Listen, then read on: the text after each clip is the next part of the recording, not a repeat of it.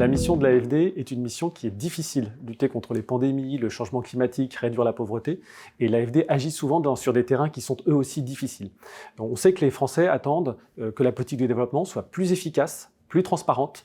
Et la commission indépendante d'évaluation qui se met en place actuellement à la Cour des comptes permettra de veiller à la bonne qualité des projets qui sont financés par l'AFD. L'Observatoire des coûts qui accompagne cette commission permettra aussi de s'assurer que cette mission est remplie avec la meilleure efficacité, la meilleure efficience et le budget le plus maîtrisé.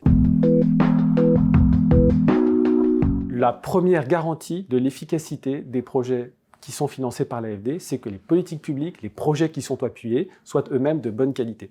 Évidemment, l'AFD a besoin d'apprendre éventuellement des erreurs ou des réussites sur les projets financés, mais n'oublions pas que ce sont des projets qui sont portés, conduits par des acteurs dans les pays en développement ou dans les Outre-mer. Donc évaluer ensemble l'efficacité des projets, des politiques publiques, c'est se donner les meilleures chances pour apprendre ensemble, tirer les leçons, les apprentissages des projets qui ont été financés.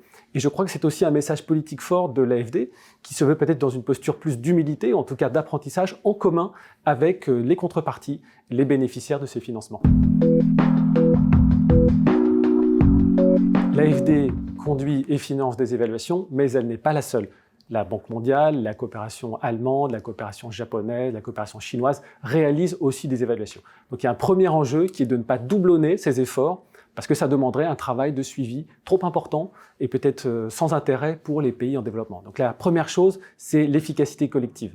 La deuxième chose, et j'insiste là-dessus, c'est l'intérêt à intégrer dans l'évaluation des compétences de recherche, de maîtrise des données, d'utilisation d'imagerie satellitaire, d'intégrer des nouvelles technologies ou des nouvelles capacités dans les politiques d'évaluation pour qu'elles puissent avoir un caractère scientifique et que les impacts soient mesurés, bien sûr, de manière qualitative, mais aussi de manière quantitative.